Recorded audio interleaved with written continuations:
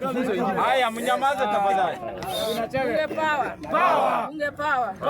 Kwa majina naitwa Susan Umbimbo, Kaunti Osochi. Sisi ni Sufuna. One term.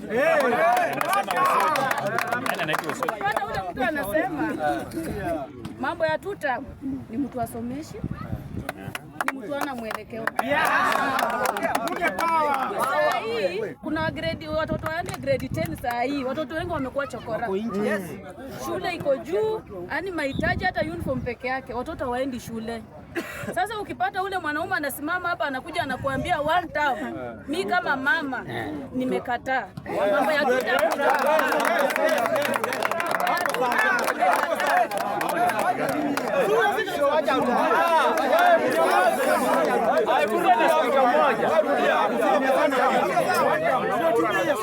anakuja kusema mambo ya two term, huyo mtu ni mtu ana mwelekeo.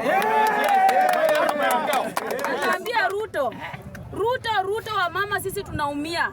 Umeua watoto wetu, umewanyanyasa, sasa hivi watu wanaumia. Mambo ya one term na usikuje kuitisha kura. Hakuna mtu alipigia Ruto kura. Ruto aliiba.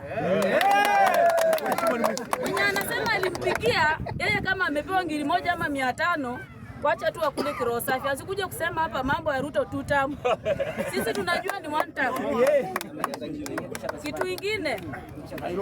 Kitu ingine sasa hapa Nairobi unapata watu wa biashara kama mimi ni mama miwa, mimi nauzanga miwa.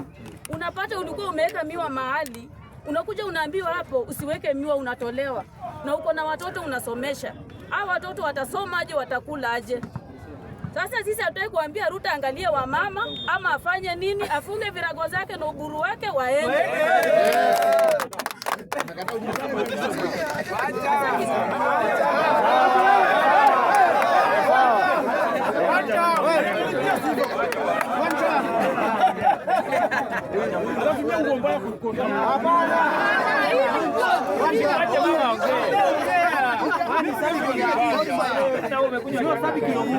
Sasa kitu ingine kama tunaweza kaa kitu kimoja tuungane, sisi watu wa one term tuungane, tuone nani tutapea. Kuna wanasema hatuna agenda tuko nayo. Hata Ruto aliiba lakini hakuwa na agenda. Si alikuwa anasema bottom up. Sio ndio ilikuwa agenda yake? Hata sisi tuko na agenda one term.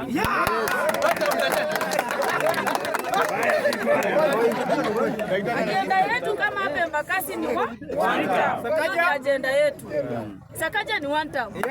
Ameumiza watu.